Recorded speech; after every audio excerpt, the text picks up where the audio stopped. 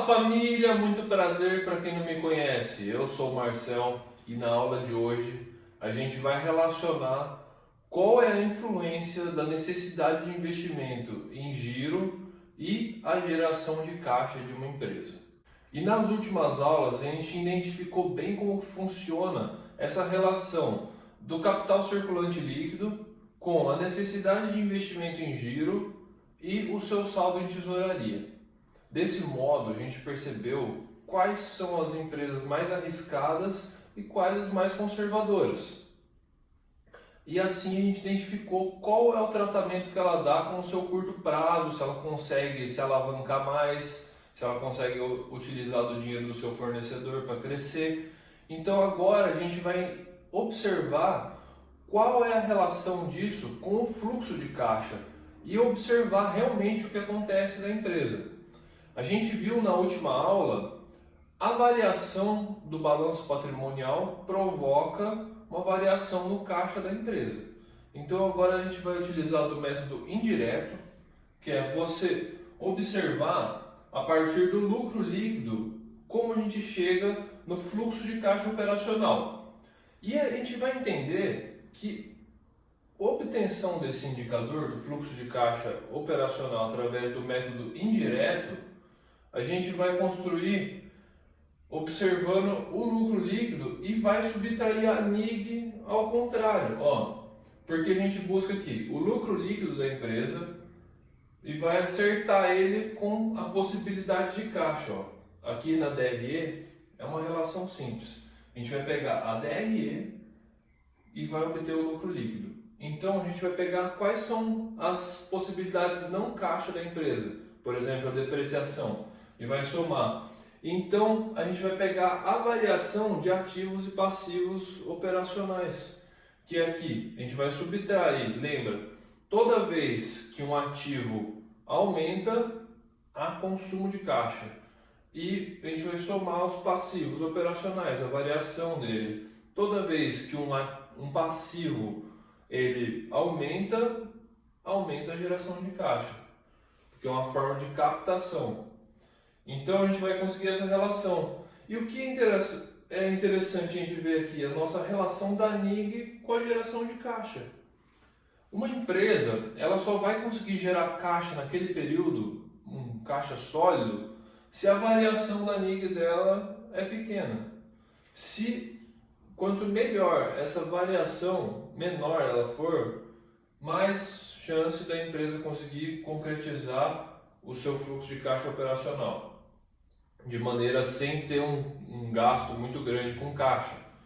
Então, o que é interessante a gente observar é que se é uma empresa ela está num crescimento acelerado, ela tem um ciclo de caixa positivo, a geração de caixa dela vai ser muito afetada, porque geralmente a gente espera que uma empresa gere fluxo de caixa operacional. Se ela está investindo no crescimento da operação, tem um ciclo de caixa positivo, se ela perde a noção de como ela vai ganhar dinheiro, de como ela vai controlar o volume de atividade com o ciclo de caixa, ela pode consumir muito caixa operacional e ficar despreparada se ela não tiver uma estratégia para obtenção de outros recursos, que é o fluxo de caixa financiamentos e de investimentos, que é o nosso fluxo de caixa.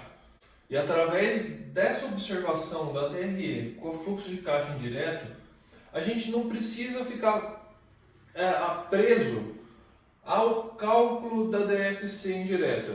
O que é interessante a gente observar aqui é exatamente essa relação. Não fica se descabelando, eu preciso montar a demonstração de fluxo de caixa indireta. Isso aí, se você for analisar uma empresa de capital aberto, a DFC você já tem. Então, o que é importante aqui é você entender que a NIG, uma empresa que tem descontrole disso, o caixa vai ser afetado totalmente. Então, historicamente, você está analisando uma empresa, você percebe que ela tem esse descontrole, sempre que ela perde o controle do finanças, do crescimento ali, isso é um indicativo de que ela não tem uma gestão muito boa do capital de giro. Ela não sabe fazer o crescimento ideal. Então, a gente tem que relacionar isso com alguns indicadores interessantes para a gente verificar como que a empresa ela gera o capital de giro dela. Então, o que a gente faz aqui é uma relação de NIG e receita. Por que NIG e receita? Para a gente medir o volume, se ela está aumentando o volume de atividades e ela não está prejudicando o capital dela de giro. Por quê?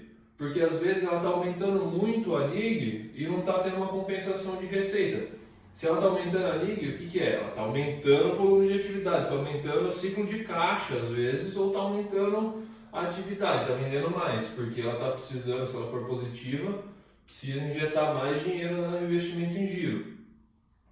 Se a receita não aumentar, não acompanhar igual, a gente vai ter um aumento desse indicador.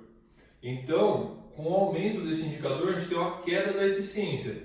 Já se a gente investiu, teve um crescimento, e a NIG ela diminui em relação ao aumento da receita, a gente vai ver um aumento da eficiência. Quanto menor esse número for, o acompanhamento dele, por exemplo, aqui deu 1, no outro ano deu 1,1, então significa que teve perda de eficiência.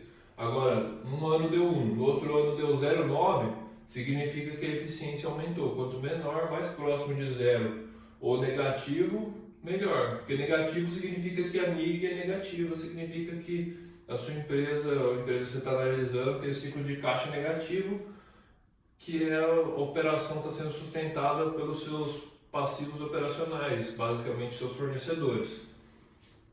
Então é interessante a gente verificar isso aqui, porque mostra a eficiência que a empresa consegue gerir a sua necessidade de investimento em giro e transformar isso em receita de fato. Se ela estiver sempre precisando aumentar e a eficiência diminuindo, significa que provavelmente no longo prazo ela está esperando um retorno muito grande. Mas será que isso está acontecendo? Então tem que acompanhar esse indicador. Logo, a gente tem um outro indicador que funciona junto com esse, para você observar os dois ao mesmo tempo, que é a taxa de conversão do lucro líquido, que é você analisar o fluxo de caixa operacional ajustado em relação ao seu EBITDA. Por que o fluxo de caixa operacional ajustado? Porque a gente vai comparar com o EBITDA nesse caso. A gente vai pegar um indicador que ele vem a partir do lucro líquido e ele só está descontado, o EBITDA no caso, está descontado a amortização aqui, a depreciação e amortização.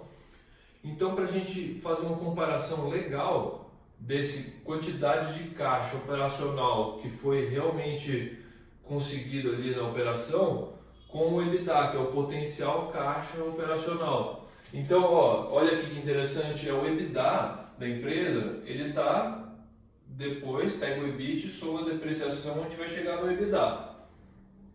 E aqui a gente partiu do lucro líquido, entendeu? Então, na DFC, a gente tem uma linha que fala quanto que foi gasto com imposto de renda e contribuição social sobre o lucro líquido.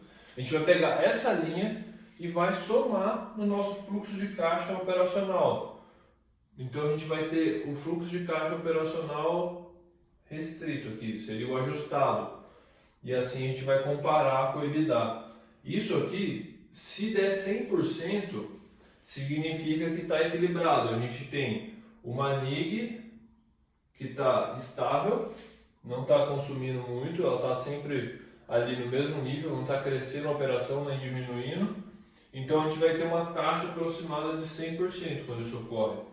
Se a taxa ela subir, significa que ela está convertendo melhor o seu caixa operacional. Já se essa taxa cair, a gente vai ver um aumento da NIG, ou seja, a gente vai ter uma menor absorção do caixa operacional.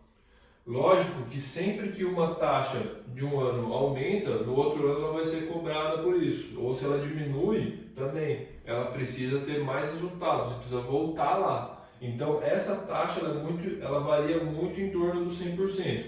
Porque se ela está muito acima, está sempre crescendo, tem alguma coisa estranha. Se ela está sempre caindo, tem alguma coisa estranha. Então é uma análise que você tem que fazer e verificar se ela está sempre girando em torno ali de 100%. Então essa é uma maneira da gente observar qual é a geração de caixa qual é a eficiência da geração de caixa, porque a gente vê qual é a necessidade de investimento em giro de uma empresa e a gente precisa entender se ela está gastando esse dinheiro à toa, só queimando o caixa dela, sem buscar o retorno operacional ao longo tempo. Porque a gente pensa que a empresa ela precisa buscar a rentabilidade, que a gente falou lá no nosso primeiro vídeo. Uma empresa, do ponto de vista contábil, ela tem uma missão, que é gerar rentabilidade. E se ela está investindo errado no curto prazo, isso vai prejudicar a rentabilidade dela no longo prazo. Então esses indicadores são importantes para identificar se a empresa está no caminho correto. Então é isso. Espero que você tenha gostado desse vídeo. Deixe aí nos comentários se você ficou com alguma dúvida, se você quer acrescentar alguma coisa, eu vou te ajudar da melhor maneira possível. Não esquece de dar o like nesse vídeo, seguir o nosso canal, ativar as notificações. Se possível, segue também nosso Instagram. Compartilhe esse vídeo com mais pessoas, porque eu tenho certeza que vai ajudar alguém que está precisando e também vai ajudar muito o canal a crescer. Muito obrigado e até a próxima aula.